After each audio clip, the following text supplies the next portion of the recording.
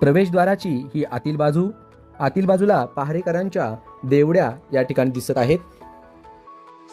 प्रवेशद्वारापासून आपण साधारणतः 15 ते 20 मिनिटांमध्ये किल्ल्याच्या माथ्यावरती पोहोचतो। गडावर 4 ते 5 पाण्याची टाकी आहेत। दगड आणि मातीने ते पूर्णपणे बुजले होते।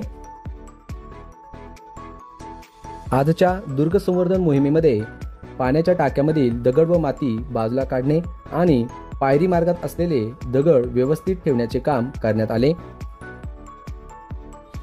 रात्रभर प्रवास करून 1.5 तासांचं चालण्याचं काम करून आल्यानंतरही 4.5 ते 5 तास ही दुर्ग संवर्धन मोहीम चालू होती।